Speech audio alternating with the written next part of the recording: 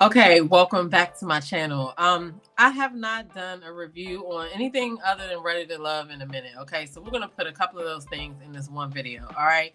So I have been watching Put a Ring on It, and it's getting serious now. Like in the last episode, it got serious. Okay, Jasha is feeling the pressure. Okay, because Joya's current date, Luther, I think his name is, he done painted her a picture of a flamingo and mixed it with New York because she's from New York. And that was a very thoughtful gift. And I feel like that put a little bit of, that poked Jasha's ego a little bit. And I just got a couple of questions because, like, do they keep the gifts afterwards? Like, I mean, the first thing that comes to my mind is yeah, but then you think about each individual couple. Like, are they really gonna let this sentimental thing stay around as like a trophy of this the person that I went on a date with while I was with you? I don't know how I would feel about that. So that's why I'm asking, like, do they keep these gifts? How would you feel if I don't know? Would you go on a show like this? Because I don't think I would go on a show like this. But and it's a lot of people that I talk to about this show or that I've brought this show up with that will say I'm not watching that because it promotes the wrong thing. So what do you think about that? A lot of people say that you're single until you get a ring, and these couples have agreed to go on the show and openly date other people. So they put boundaries in place, but I just gotta feel like it gets real at some point, and we're at the real point now. Like, how does it feel when you hear your partner say, I'm about to go on another date with this person? I think Ricky got up to like date 4 with a girl, and that has to be like a shot in the heart. You know what I mean? This show is so unorthodox because, I mean, they're dating other people. And it's like, how can you really date if you're committed to somebody already? In the past, there have been people who came on here and just did whatever they wanted to do, But then I wanted to know, how do the singles feel? Because you're single and you're coming on this show. I guess they do understand what's going on and what the premise of the show is, but like, that has to feel some kind of way too, being a single. You meet somebody and then you actually like the person, but they may not be able to date you because they're still with this person. You know what I mean? And in the preview coming up, it looks like Catherine said she knows who she's going to pick. I'm feeling like she's just going to pick Ricky. I mean, either she, it wants us, I feel like they want us to believe that she has caught feelings for this new dude, but I just don't see it going that way. I will be totally shocked, and I will come back here and eat my words, but she's going to say Ricky. She's going to say Ricky. Now, it's also been a lot of talk about Dr. Stacy not being a doctor. Okay, so she has, I think she has an honorary degree, and she's a doctor of humanitarianism, okay? And if you look up humanitarianism, you'll see what it is, okay? So, I mean, let the lady have her shine. I personally like her on the show. I like Dr. Nicole as well, but they have two different angles that they're coming from. I feel like Dr. Stacy is very blunt. She's a little unorthodox, which makes people have to think outside of the box. And she's actually really helped people. There are a lot of people that have said that she's really helped them. So, give the lady a chance and let's see what happens. Shout out to Dr. Nicole. Shout out to Dr. Stacy. I think that they supported each other in this transition or whatever. I still don't know why Dr. Nicole left, but I would love to hear that story. So Jasmine, who is Zay's partner, goes on a date. Who's the guy? I'm just going to refer to him as the guy in the Nickelodeon sweater. I think his name is Joe. I can't remember his name, but the Nickelodeon sweater, you guys know who I'm talking about. So Jasmine goes on a date with him, and I feel like they had a little connection. You know what I mean? He was shockingly laid back, and he seemed like he was really listening to her. So that's just what I got off of their date. He was a really good communicator, and she liked his mindset. Her laugh is hilarious as fuck. Okay, the first time I heard it, I was like, no, she does not really laugh like that, but she does. She laughs like that. But she liked Nickelodeon Sweater's mindset, and Zay is something, because the fact that she had to give him a 2-drink minimum. He got to check that drinking. He really got to check that drinking, because you cannot be an adult walking around here losing all your scruples because you had too many drinks. Like, he's way past that age. So I need him to get that together, because it's not, no, get it together. So Zay and his date, they had a boxing date, and they kind of talked about the boundary of the no touching. That's kind of what most of the conversation was that we got from there. It looks like she likes Zay, and he looks like he's just trying to walk a fine line. And then Catherine's date with Marcus. Okay, Marcus came back to town on a mission. He let her know that she's his priority. He was shooting his shot, and he said, pick him. She should pick him. So then Ricky goes out with a lady named Kay, and Kay was cool. She was a nice lady. I don't feel like she was a good match for Ricky because their conversation, the vibe that I got off of it was just that she was an advice giver. She was, I don't think that they had any kind of other connection. I didn't see it anyway. And he said that she came off like a teacher. I guess that's what he said. He said something similar to that. I was getting like auntie vibes or whatever. Not that she was that much older than him, but she definitely presented a more mature,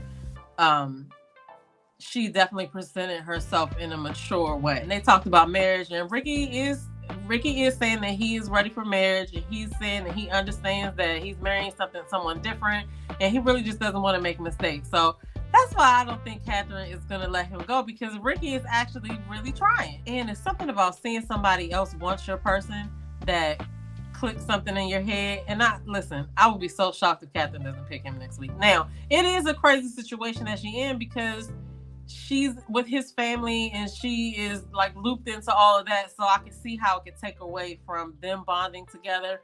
So I don't know. I guess we'll see in the next episode what she actually says. So when Joya came home with the painting from Luther, she was explaining how special she felt to Jaysha and everything. And you could just see in Jaysha's face, he was just like, what in the world? And his cutaway scene, he did say that, that was real thoughtful of dude. He ain't like it, because he felt, a little bit insignificant at that point because he couldn't paint or whatever. But it's not about doing the same kind of thing. But Jaysha, you just have to figure out what it is that is in your ministry that you could get the same effect from Joya and make her feel special about something. You know what I mean? Like, I hope that is what that. I think Joya and Jaysha make a really good couple, and I don't want to see any of them pick somebody else. But I definitely don't think that I definitely don't want Joya and Jaysha to come to that end. So we'll see what happens. We'll just keep watching. So next week, we're going to see them go tuxedo shopping. The men are going to go tuxedo shopping, and then the women are going to go venue shopping. So that should be pretty interesting. That kind of gives me the heads up that it's about to get down to the money, okay? Down to the wire. I don't know why I say money, but it's going to get down to the wire. And somebody's going to have to be making some decisions out here soon. Are you going to put a ring on it or not? So if y'all watched Couples Retreat before, the one with Michael Blackson and, Ronnie DeVoe and Shamari DeVoe and all that whole crew, it is back on Tuesday nights, I believe. And episode 1 aired last week, and Michael Blackson's not on it. AJ Johnson is the life coach on this show, and AJ Johnson from Baby Boy, right? This season, Ronnie and Shamari DeVoe are the OGs of the group, okay? So then the other people that we have that have come to join the cast is Phelan Pena and Jalen. They're on there. Apollo is on there with his wife, Shireen, because they actually got married before they came there. Breezy, you guys know Breezy. Her and Chris are on there. Tiana and Fat Boy are on there. Jock and Kendra are on there. So yeah, those are the couples that are on this season, okay? And Ronnie and Shamari have to usher the couples to the first event. They're welcoming them in, trying to, get everything, going. They all get an iPad with a welcome message from AJ Johnson. And this season, it is in the Palms Hotel in Las Vegas. So that's going to be interesting because Vegas never sleeps. So, whatever issues they're going through, Vegas is only going to heighten it, okay? Because you can get whatever you want in Vegas. But so that's going to be an interesting piece, I believe, in this season. So they have like this group dinner, and Ronnie and Shamari already know Breezy, and they start talking or whatever, and they were like, Breezy and Chris were like, well, we might, we thought about getting married in Vegas or whatever. And Ronnie and Shamari are actually ordained, and they offered to do it. So I wouldn't be surprised if that happens during the season if everything goes well. But imagine that Ronnie DeVoe married you. Like, okay, I guess. Okay, so first of all, I want to say AJ Johnson is looking fit AF. Okay, fit AF. She is 59 years old, and she looks good. Okay, so like I said, Apollo and Shireen got married before they got to the resort. While they were at that first group gathering, Ronnie talked to the men about what they should expect, and then Shamari talked to the ladies about what, how the process goes and what they're supposed to, end up getting out of it. Okay, so they all have similar issues. They have cheating, communication, time spent, and people taking accountability. Those are the main themes that came up in this first exercise. Now AJ had them meet her in like this place she has set up like a wedding hall. So she explains to all the couples why she has them meeting at a chapel and why she picked Vegas, right? Vegas has a lot of temptations. Like I said, Vegas never sleeps. So that is going to play a role in whatever's going to go on in these 9 days. Because I think it's only 9 days that they have to do these exercises and things. But she had them come up and talk about vows. Now, she asked each of the people in the couples, what vows do you think that your partner is not upholding? And so that's where all of the, cheating, spending more time. A couple of people did come up and say, I don't think that my partner's doing anything wrong, which, that's going to change as it goes along, because AJ is going to pull this stuff out. Okay.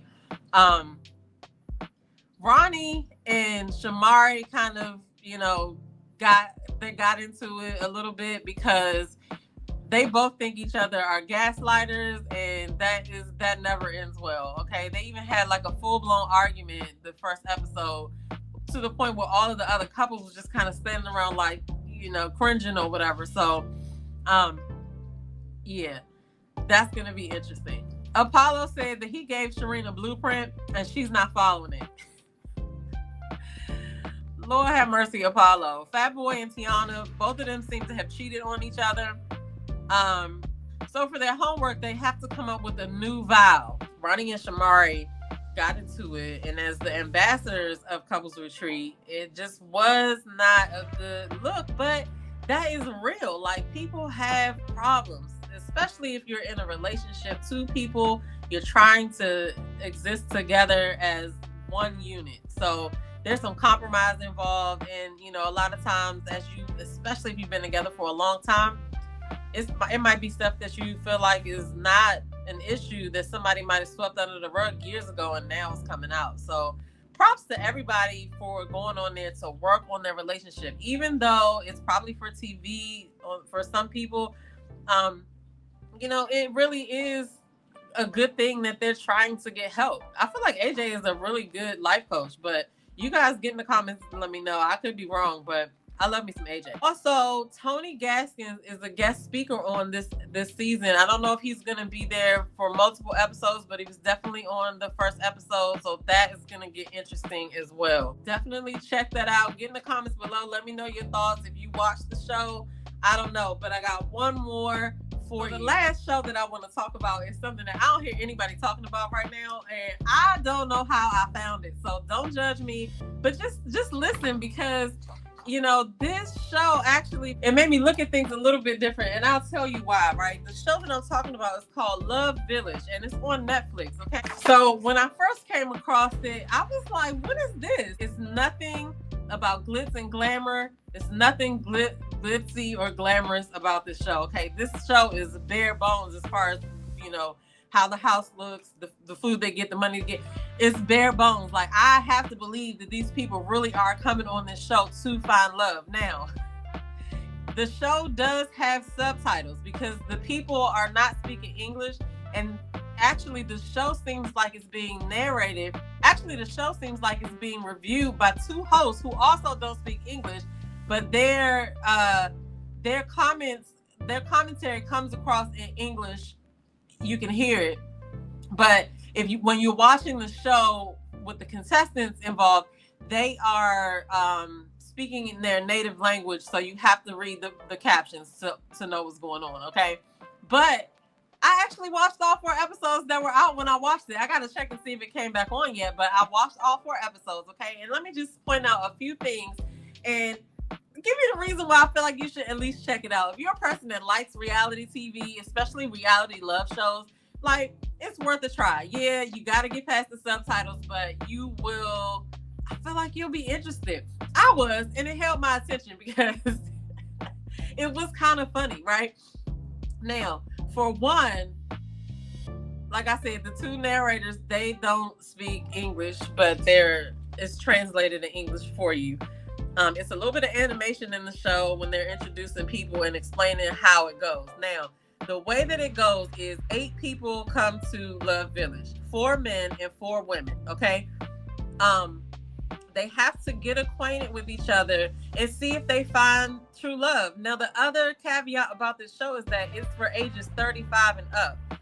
Those are the contestants' age range. Now, it's even somebody that's 60 years old on here.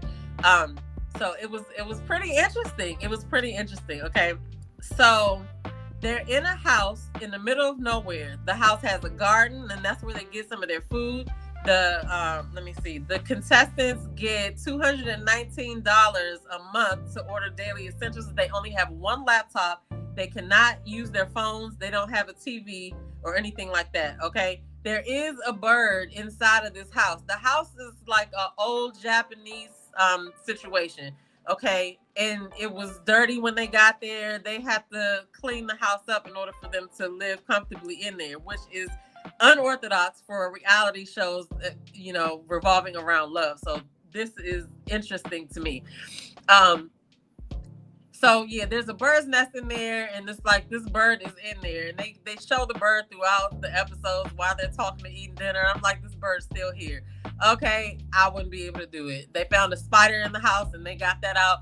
But what's interesting to me is the things that these people are looking for. A lot of the women are looking for a physical connection first, and then they can work with the rest. That's the gist that I got from a couple of the women in their confessionals, because they're doing it just like that. They get cutaway scenes and stuff like that. Now the guys are looking for a loving and supportive woman. Now, it's nothing about looks on this show. There is a couple of people who they are all like, oh, that person looks good. But like, when you watch the show, just understand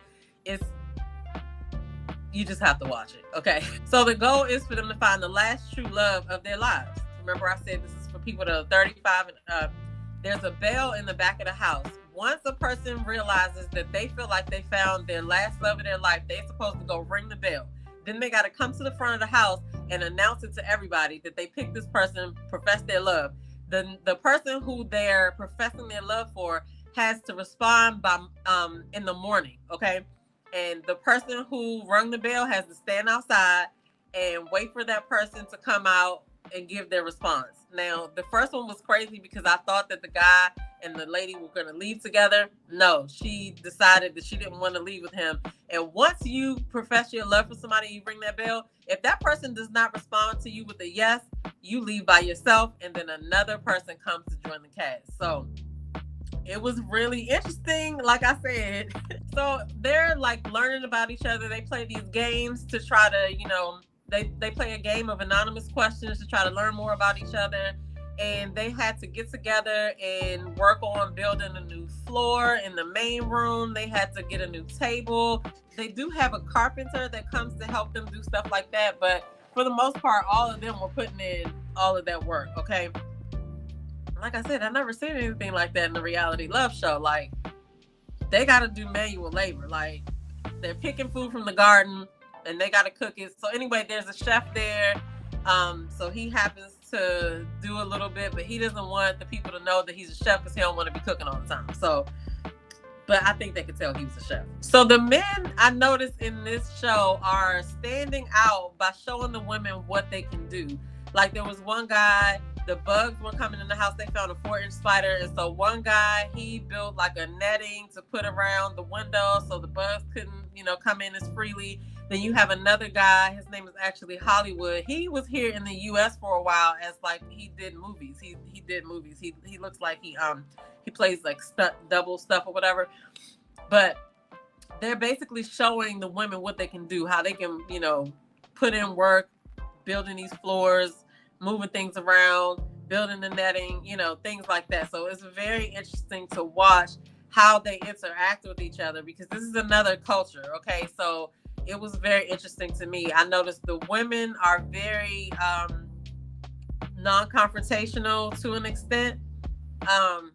But they get what they need to have done. It's just interesting to watch. I can't say that enough. It was interesting to watch. So get in the comments below. Let me know.